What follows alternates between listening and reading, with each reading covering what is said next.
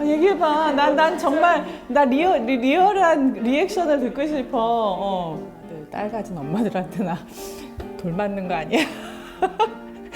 네. 그래서 우리 딸들은 이제 이렇게 저한테 말을 많이 하고 물어보고 뭐든지 항상 엄마. 양쪽에서 두 놈이 전화 오면은 새벽 4, 5시까지 제가 잠을 못 자요. 안녕하세요. 니모입니다. 오늘은 제가 이 세상 모든 딸들에게 해주고 싶은 이야기, 저도 또 두 딸의 엄마인지라 그런 얘기들을 한번 해볼까 해서 여러분들께 인사드립니다.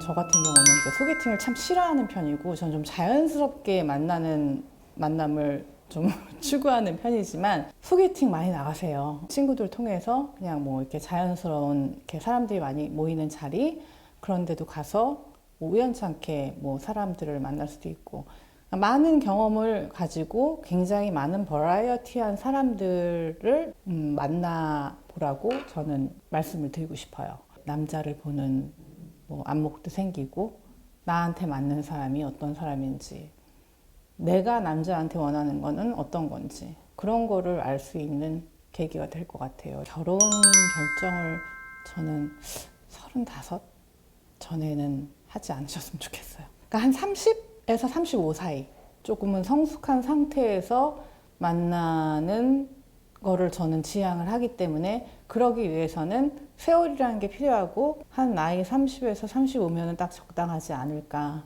너무 이른 나이에 결혼을 결정하시지는 않으셨으면 좋겠어요. 결혼이 종착지가 아니에요. 결혼은 새로운 시작이고, 그때서부터 정말 틀린 또 나의 삶이 시작이 되고, 저도 그랬고, 마치 결혼을 해야 되는 관문처럼, 결혼이 이제 여자로서의 어떤 종착지인 것처럼, 그렇게 해서 결혼을 결정을 하시게 되면은 아직 성숙하지 못한 상태에서 내린 결정이기 때문에 그 어려움들을 겪어 나가는데도 힘이 드실 것 같아요.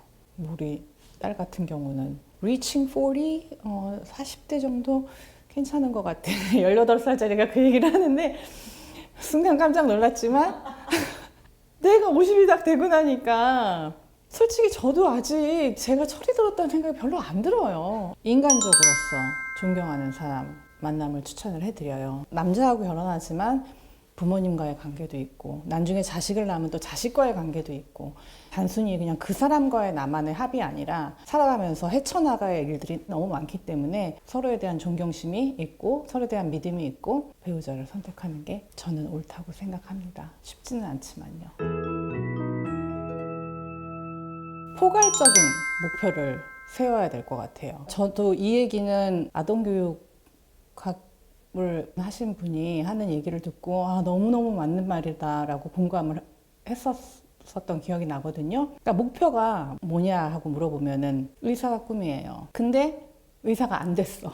그러면은 그 아이의 꿈은 좌절되는 거예요. 그렇게 가지 말고 너의 목표를 나는 사람을 도와주는 것이다 라고 하면은 의사가 됐건 변호사가 됐건 사회복지봉사자가 됐건 굉장히 이 애비뉴가 많아져요. 어떠한 국한된 직업을 갖고 접근을 하다 보면은 현실적으로 막혔을 때 거기서 오는 좌절감, 나는 실패했어, 내 꿈을 이루는데 실패했어 라는 생각을 갖게 될 것 같아서 조금 더 이제 포괄적인 목표를 세우는 게 중요하다고 저는 생각을 합니다. 너는 의사가 왜 되고 싶니? 그랬더니 나 사람들을 도와주고 싶어 그러더라고.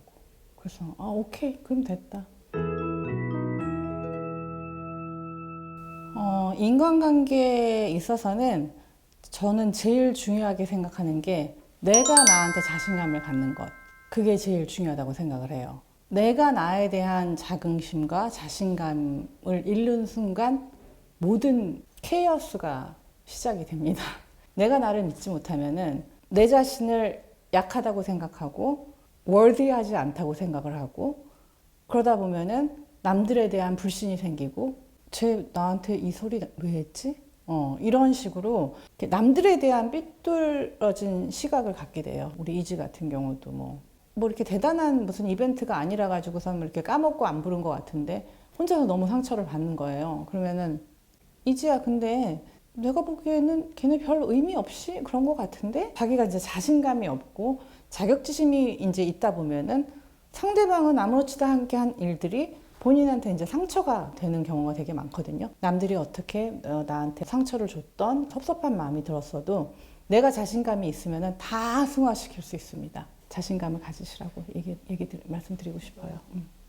상대방의 장점을 높이 사는 것이 굉장히 중요한 것 같아요. 사람은 모두 단점과 장점을 다 가지고 있잖아요. 자꾸 단점만 보이고 단점만 얘기하고 그런 막 지적질하는 것보다는 사람에 대한 장점을 파악을 하고 그 장점은 자기가 배우려고 노력하고 그리고 그 장점은 칭찬해주고 그러다 보면은 인간관계가 나쁠 수가 없어요. 칭찬해주는데 싫어할 사람이 어디 있어요. 돈 안 드는 게 칭찬이라 그러잖아요. 무조건 많이 해주라고. 저희 애들 같은 경우도 엄청나요, 드라마가. 슬립오버를 하고 왔는데 그날 다 같이 한 얘기가 자기는 그냥 누가 그 얘기를 해가지고 응 맞아 맞아 이러고 수긍만 했는데 그 다음날 돼보면은 그 말을 자기가 한 사람이 돼 있어가지고 갑자기 왕따를 당하는. 그래, 그러면은 그런 애들하고는 도영아 해봤으니까 알지.